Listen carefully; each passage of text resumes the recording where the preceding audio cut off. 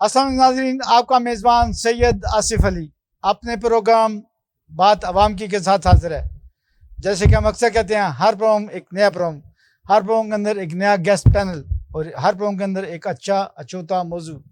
आज भी हम कोशिश करेंगे आपको अच्छी से अच्छी लर्निंग दें, लेकिन आपका भी फ़र्ज़ बनता है कि अच्छे से अच्छा फीडबैक दें ताकि हमें पता चले हम क्या प्रोग्राम करें। और जिसको आप बुलाना चाहें, जिसको आप सुनना चाहें, नीचे नंबर चल रहा है, उस नंबर पर रब्ता करके टाइम और शेड्यूल बाद में तय किया जा सकता है। नाज़रीन, आज हमारे मेहमान डॉक्टर मोहम्मद अरशद साहब, अक्सर इनको आप हमारी स्क्रीन पे देखते हैं और बड़े ही कौनो मश्क सियासतदान नहीं है, लेकिन ज़ीरक ज़हीन शख्सियत के मालिक हैं। इसके साथ साथ हमारे साथ हैं कलसूम रफ़ीक साहब, जो कि एडवोकेट हैं हाई कोर्ट। बड़ी अच्छी गुफ्तगू करती हैं, पहले भी आपने सुना होगा, आज भी इंशाल्लाह आपको बहुत मज़े की बातें सुनाएंगी और ख़ास कर इनकी सादगी हमें मार जाती है। माशाल्लाह बहुत अच्छे ख़ानदान से तल्लुक़ रखती हैं और बड़ी ही अच्छी शख्सियत की मालिक हैं। डॉक्टर मोहम्मद अरशद साहब, जैसे कि हमको अक्सर बताते हैं कि गौसिया इंटरनेशनल प्राइवेट लिमिटेड के चीफ एग्जीक्यूटिव हैं। अस्सलाम डॉक्टर साहब, कैसे हैं आप? ठीक हैं, खैरियत से हैं? पहले तो नाज़रीन आपको भी और मेहमानों को भी हम सब की तरफ से ईद मिलादुन्नबी की मुबारकबाद। डॉक्टर साहब, ये बताइए कि ईद मिलादुन्नबी क्या है और इसको कैसे गुजारना चाहिए? बिस्मिल्लाहिर्रहमानिर्रहीम। वैसे तो जितने भी दिन, महीने, हर घड़ी बाबरकत होती है। अल्लाह पाक का एक निज़ाम है ये, क्योंकि ईद उल मिलादुन्नबी हमारे लिए एक अल्लाह ताला ने ख़ास एक इसमें हज़रत मोहम्मद सल्लल्लाहु अलैहि वसल्लम की आमद और इस के मतलब जितनी ज़्यादा बताया जाए उतना ही कम है। हमारे लिए बहुत ही मुक़द्दस महीना है, हर लम्हा मुक़द्दस है। इसमें आम तौर पे हर वक्त आते जाते फिरते टुरते दुरूद शरीफ ज़्यादा से ज़्यादा पढ़ना चाहिए और भी जो आप लोग अच्छे काम करते हैं उसके में अच्छे कामों में इजाफ़ा ही करना चाहिए ताकि आपकी जो है ज़िंदगी वो सही एक सलामी तरीके से गुजर सके। कलसूम रफ़ीक साहब, कुछ आप भी ईद मिलादुन्नबी के हवाले से कोई पैगाम अच्छा सा दें आवाम के लिए? शाह साहब, आपने मुझे इनवाइट किया और ये तो खूबसूरत दिन, खूबसूरत महीना और मुल्क की सियासत में भी बड़े अहम दिन हैं और उसी तरह दिलिया के हवाले से भी बड़े आम दिन। जब नए चीफ जस्टिस साहब आए तो बहुत मेहरबानी, आपने मुझे इनवाइट किया।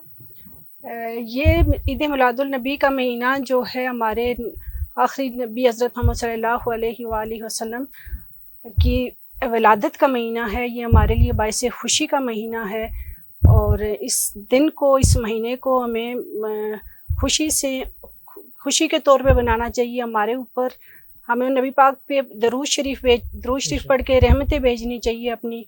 जिस तरह जो कहते हैं कि अगर एक दफ़ा आप दरूद शरीफ भेजेंगे तो अल्लाह ताला आप पे ढेरों रहमतें नाजिल फरमाते हैं।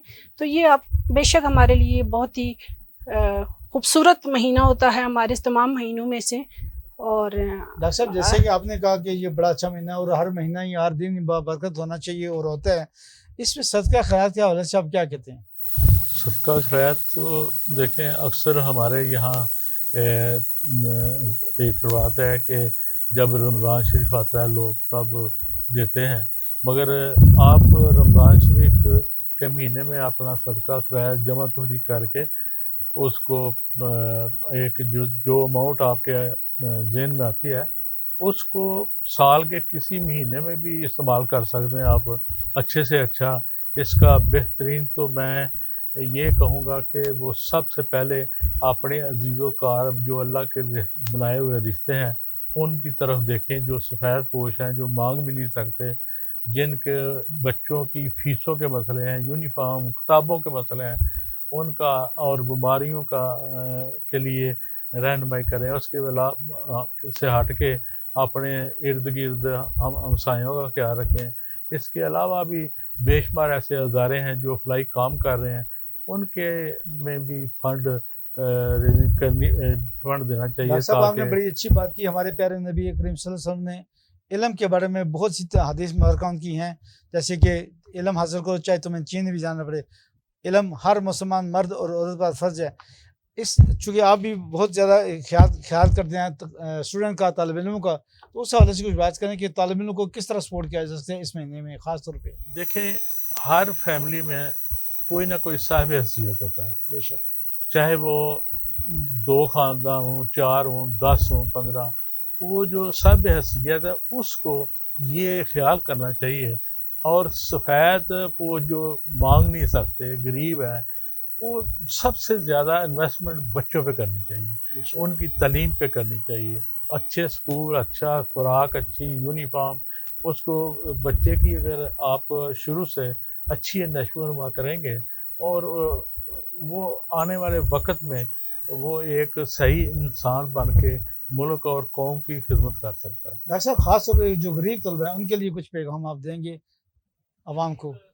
हमारे दरअसल इसमें मैं ये समझता हूँ कि जो भी आदमी है ना, ये महंगाई और गुर्बत की चक्की में पिसा हुआ है, वो उसमें सारा कसूर गवर्नमेंट का भी नहीं है और पब्लिक का भी है। पब्लिक के पास अगर कोई किसी किस्म का हुनर है तो वो यूज़ करे, नहीं है, कुछ भी नहीं है, तो यार कम से कम उसके पास थोड़ी सी जगह है तो जगह को वो इस्तेमाल करे। और इस तरह मैं कहता हूँ कि 1 एकड़ अगर एक ख़ानदान के पास हो ना शाह साहब, तो वो अपने पूरे ख़ानदान की रोज़ी रोटी उसी में काश्तकारी करके, छोटा सा कंट्रोल शेड बना के, कुछ छोटे मोटे जानवर रख के। हमने बचपन में छोटे होते हुए देखा है कि देहातों में अक्सर लोगों के पास 70-80% लोगों के पास एक भैंस, 2 भैंसें, 3 होती थी। उसका दूध खुद भी पीते थे, कुछ सेल कर देते थे, कुछ मुर्गियाँ होती थी। इस तरह फालतू चीज़ें जो बेच के अपनी रोज़ी रोटी वो मैनेज कर लेते थे, ईद के दिनों के लिए भी, और मुख्तलिफ अखराजात, बच्ची के जहेज़ तक वो अपने जानवर 1-2 बेच के तो वो मैनेज कर लेते थे। ये हमने उस पे वो तवज्जो ही हटा दी है।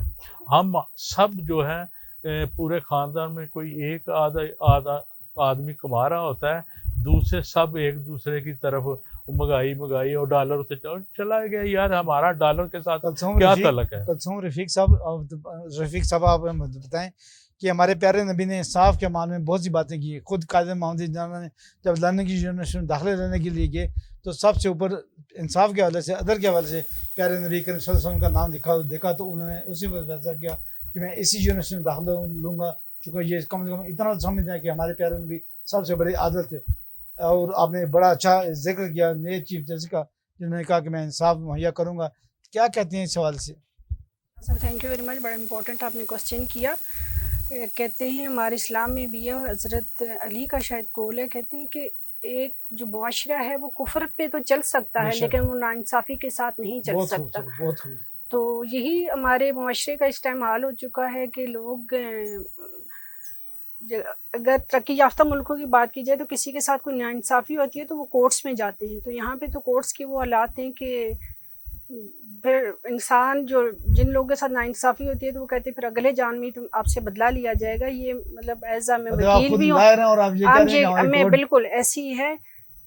वो चाहे सुप्रीम कोर्ट हो, चाहे हाई कोर्ट हो, चाहे हमारी लोअर जुडिशरी हो, हम इस टाइम बहुत बुरी हालात से गुजर रहे हैं। और पहले तो हमें फील होता था इससे पहले, लेकिन जो ये 2-3-4 सालों में हम बहुत बुरी तरह एक्सपोज हो चुके हैं। नाज़रीन बड़ी अच्छी बात की कलसूम रफ़ीक साहब ने। अभी इनसे बात और भी होगी लेकिन अभी वक्त हो रहा है एक वक़्फ़े का। कहीं मत जगह, stay with us.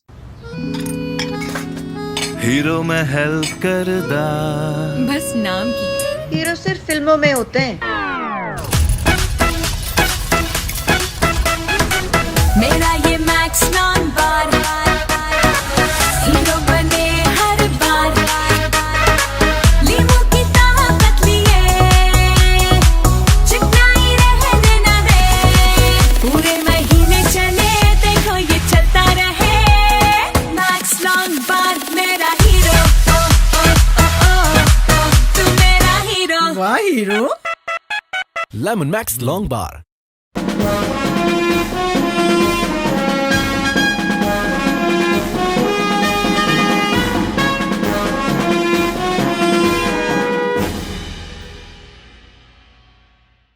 Welcome back नाज़रीन, खुश आमदीद। आप देख रहे हैं हमारा प्रोग्राम बात अवाम की, और आज हमारे साथ बहुत मेहमान अच्छे, जैसे कि अक्सर हम कहते हैं कि हम अच्छे से अच्छे मेहमान आपके लिए लेके आते हैं ताकि आपको कुछ अच्छा मैसेज मिल सके, अच्छा सबक मिल सके। आज हमारे दोस्त डॉक्टर मोहम्मद अरशद, जो कि चीफ एग्जीक्यूटिव हैं गोसिया प्राइवेट इंटरनेशनल लिमिटेड के, और इस तरह doctor advocate high court Kulsoom Rafiq sahab हमारे साथ हैं। इनसे बात करते हैं कि महंगाई ने को किस कदर आवाम में पिस गई है और आवाम किस तरफ जाएगी, कोई चीज़ कंट्रोल नहीं है। ऐसे लगता है कि हुकूमत तो है ही नहीं, कोई नहीं। इस बारे में क्या बात करते हैं डॉक्टर मोहम्मद अरशद। डॉक्टर साहब क्या कहते हैं महंगाई के हवाले से? पहले तो मैं ये शाह साहब आपकी बात का जवाब दूँ कि हुकूमत है, अच्छा, मगर आपका कहने का मकसद ये होगा कि हर जितने भी कारोबारी लोग हैं, चाहे सब्जी वाला है, जनरल स्टोर है, या कोई ग्रोसरी का कोई भी सामान, वो सब अपनी अपनी मनमानी कर रहे हैं। उसके ऊपर गवर्नमेंट की तवज्जो नहीं है या कंट्रोल नहीं है। ऐसा ही है ना? बिल्कुल ऐसे ही। तो वो देखें, गवर्नमेंट के अलावा अवाम को अंदर एक एहसास पैदा होना चाहिए, हमदर्दी पैदा होनी चाहिए, जायज़ तरीके से इनको मुनाफा लेना चाहिए और कोशिश करनी चाहिए या किसी के साथ कोई ज्यादती ना हो।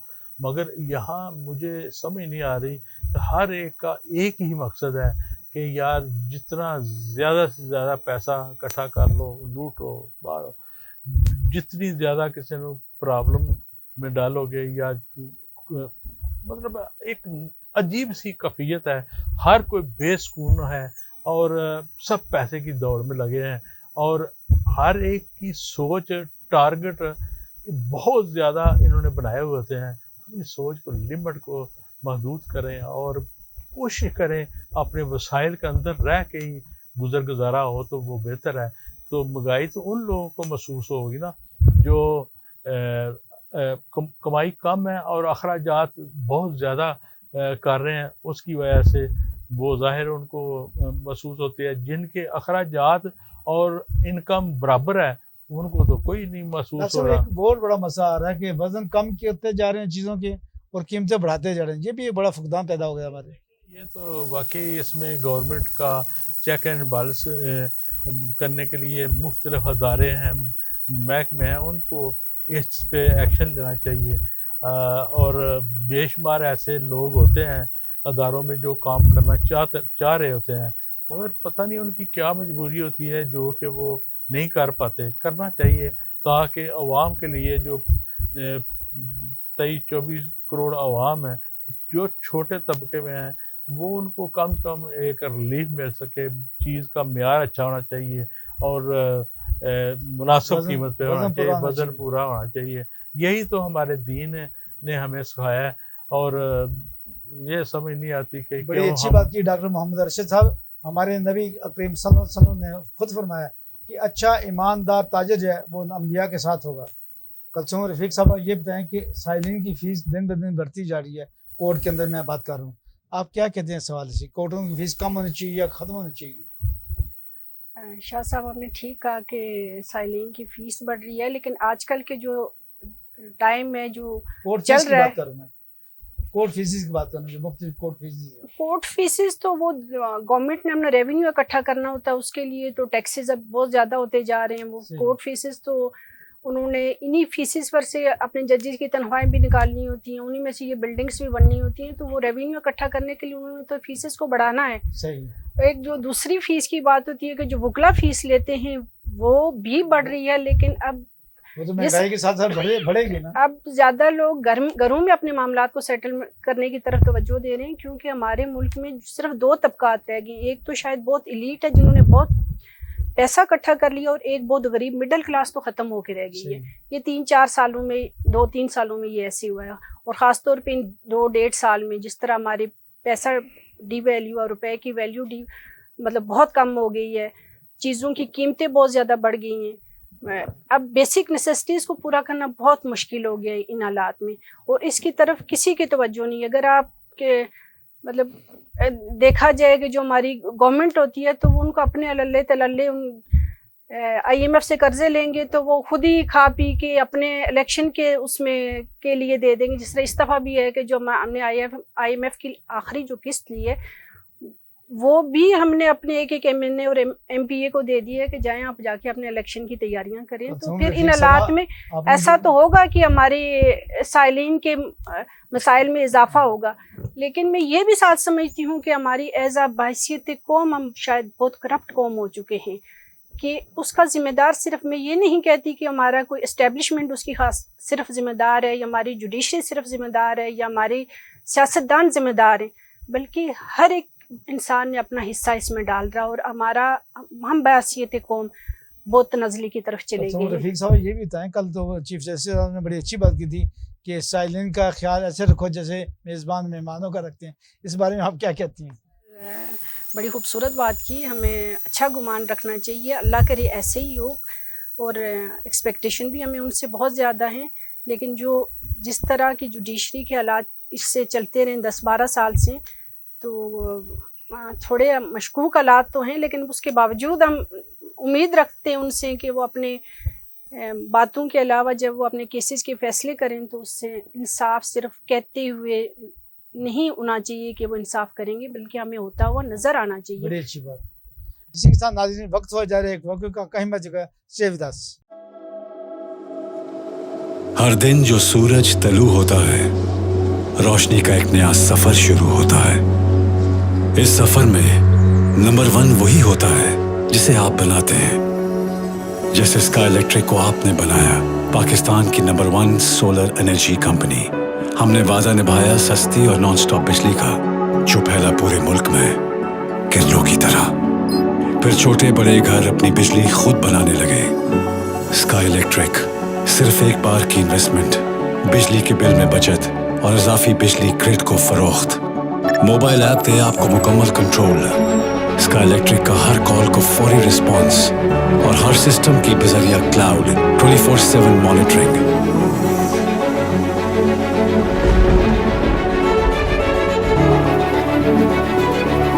سردی گرمی دن رات, بجلی کب آتی ہے کب جاتی ہے پتہ ہی نہیں چلتا.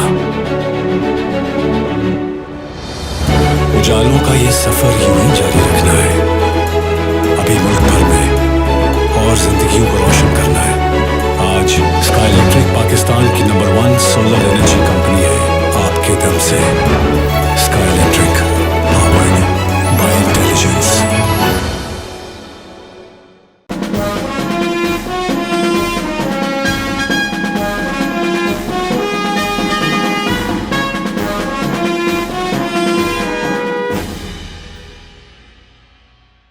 ویلکم بیک ناظرین, خوش آمدید. بڑی اچھی گفتگو چل رہی ہے. دونوں مہمان اپنی فیلڈ کے اندر ماسٹر اور بڑی اچھی زیرک گفتگو کر رہے ہیں.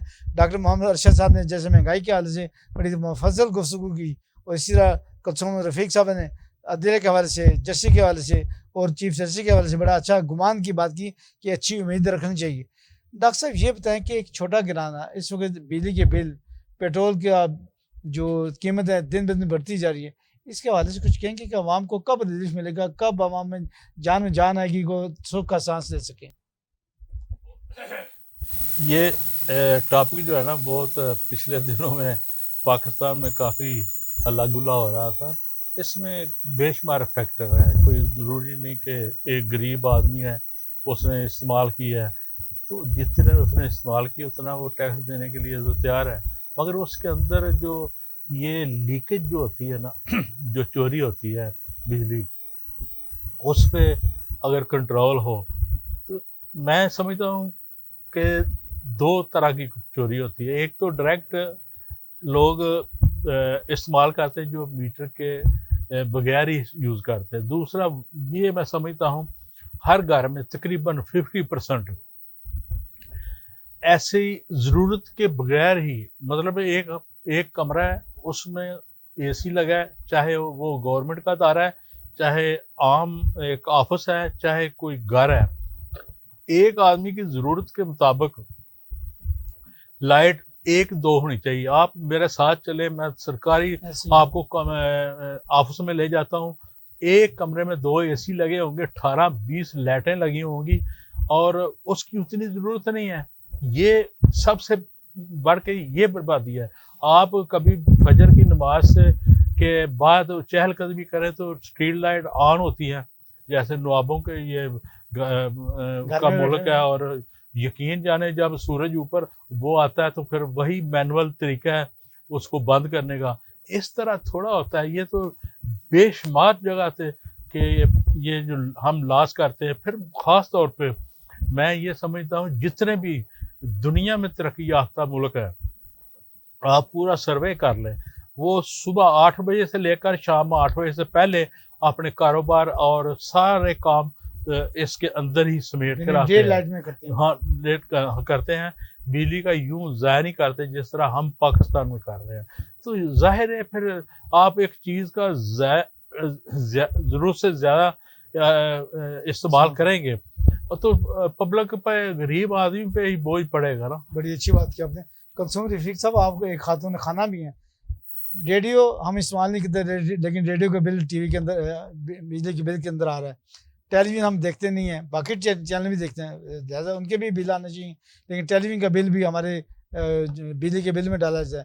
اس طرح کے جو بے تحاشا بل ہیں، ایکسٹرا ٹیکس ہے، ایکسٹرا آرڈنری ٹیکس ہے، پتہ نہیں کون کون سے ٹیکس ہیں، ایڈجسٹمنٹ ٹیکس ہے، ایڈجسٹیبل ٹیکس ہے، کیا کہتے ہیں آپ ان بے بہا ٹیکسوں کے حوالے سے؟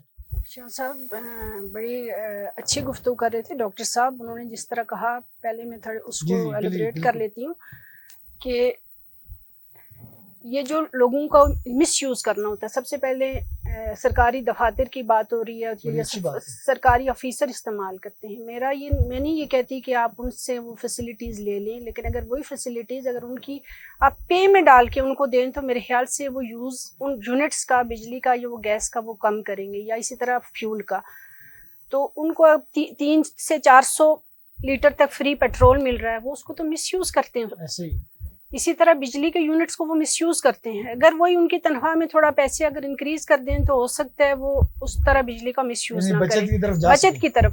دوسرا جو چوری ہوتی ہے بجلی، ایک یہ فیکٹر بھی ہے.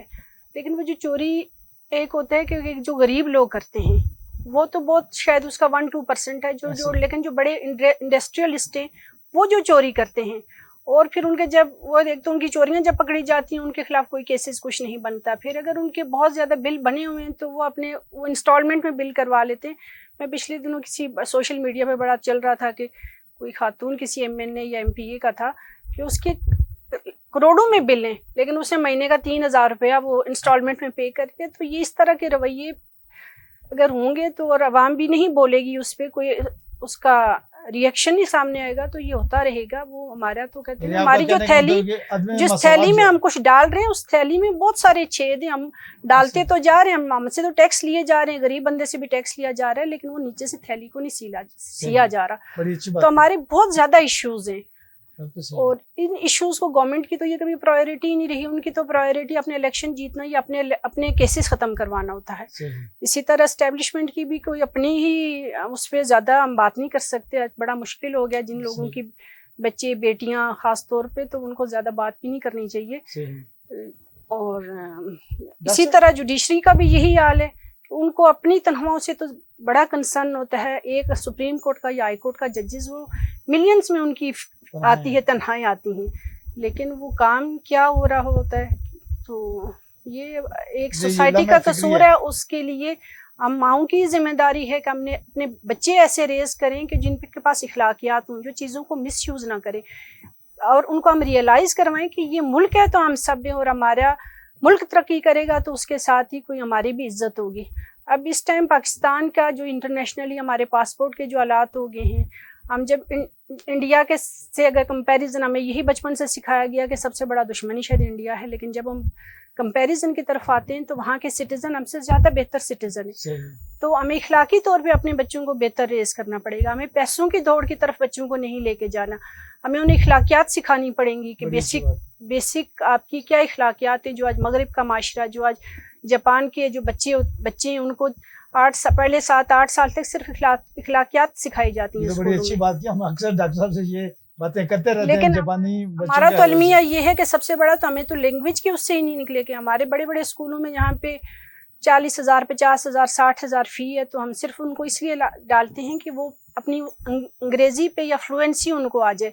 کیونکہ वो हमारा भी कसूर नहीं, पेरेंट्स का भी कसूर नहीं कि आप किसी जगह भी जाएं तो अगर आप उर्दू में बात करें या पंजाबी में बात कर रहे हो तो आप बड़ी लॉजिकल और अच्छी बात कर रहे होंगे, लेकिन आपकी नहीं सुना जाता। यही बात अगर अंग्रेज़ी ज़ुबान में अगर आप फ्लुएंसी से करेंगे तो आपको जज भी सुनते हैं कि शायद ये कोई अच्छी बात ही कर रहा हो सकता है वो कोई जोक ही कर रहा होगा, उसका क्लाइंट भी पीछे से इम्प्रेस होगा। तो ये हमारा बड़ी अच्छी मुआशरा बात बड़ा डॉक्टर साहब इखलाकियात के हवाले से, जैसे कुलसूम रफीक साहब ने कहा, इखलाकियात के हवाले से एक मिनट कोई मैसेज दें आवाम को जो महंगाई को भी रोक सकें, बचत भी पैदा कर सकें।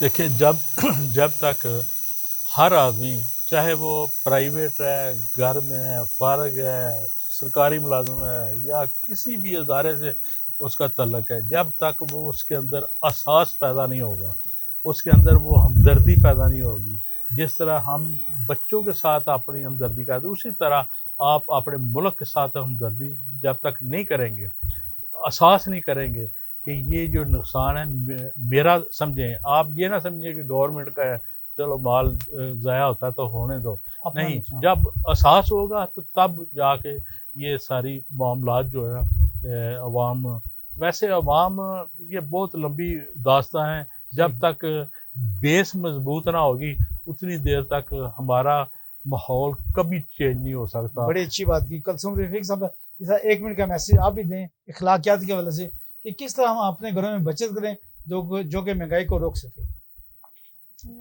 शाह साहब, कोशिश करनी चाहिए कि हम नमूद और नुमाइश से पाक सोसाइटियाँ बनाएं, उनको इनकरेज किया जाए, बजाय इसके कि हम ब्रांड्स के पीछे भागें, हम फूड चेन्स के पीछे भागें कि हमने कहाँ से आज का खाना खाना है, हमने कौन से होटल में होटलिंग करनी है। तो हमें सादगी की तरफ भी जाना होगा, हमें इस्लाम की ट्रू जो स्पिरिट है उसको अपने अंदर लाना होगा, और इसमें सबसे बड़ी जिम्मेदारी पेरेंट्स की और ख़वातीन और वालदा की होती है। बहुत अच्छी बात की मेरी दोनों दोस्तों ने, दोनों मेहमानों ने। डॉक्टर साहब ने कहा कि जब तक आप अपना एहतसाब खुद नहीं करेंगे, ये समझेंगे कि गवर्नमेंट का माल को ज़ाया नहीं दें, और जब तक आप अपना एहतसाब खुद नहीं करेंगे तब तक ये मुल्क तरक्की नहीं कर सकता। और मेरी बहन ने कुलसूम रफीक साहब ने कहा जब तक आप फूड चेन के पीछे भागते रहेंगे, होर्डिंग के पीछे भागते रहेंगे, अपने घर का एहतसाब खुद नहीं करेंगे कि आज हमने घर में क्या पकाना है, क्या खाना है, तब तक ना तो बचत हो सकती है, ना महंगाई पे कंट्रोल किया जा सकता। मानते हैं कि हुकूमत की तरफ से महंगाई है, कुछ ताजरों की तरफ से महंगाई है, लेकिन कुछ हमें अपने गिरबान की तरफ से झांकना चाहिए कि हमें क्या क्या चीज़ें कंट्रोल कर सकते हैं जिससे महंगाई रुक सकती है। महंगाई रुक नहीं सकती, कम तो हो सकती है, कम तो हम कर सकते हैं। हाँ जी, इस तरह की और बहुत सी अच्छी अच्छी बातें, वक्त कम होता है, बातें हमारे पास बहुत ज़्यादा होती है, और हमारे मेहमान भी इस लेवल के होते हैं कि जिनको जितना टाइम दिया जाए, ख़ास तौर पर डॉक्टर मोहम्मद अरशद साहब को जितना टाइम दिया जाए उतना कम होता है, लेकिन हमारे आड़े आती है वक्त की किल्लत। नाज़रीन, आइंदा एक अच्छे प्रोग्राम के साथ, अच्छे मेहमानों के साथ, अच्छे मौजूद के साथ दोबारा पेश होंगे। उस वक्त अपना और अपनों का बहुत ख्याल रखिए। मैं डॉक्टर मोहम्मद अरशद साहब का, जो कि चीफ एग्जीक्यूटिव हैं गोसिया प्राइवेट इंटरनेशनल लिमिटेड के, और इस तरह कुलसूम रफीक साहबा का जो हाई कोर्ट की मायनाज वकील हैं, इनका शुक्रिया अदा करूँ। नाज़रीन, अपना और अपनों का बहुत ख्याल रखिए। इंशाल्लाह अगले हफ्ते दोबारा मुलाकात होगी। अल्लाह हाफिज़।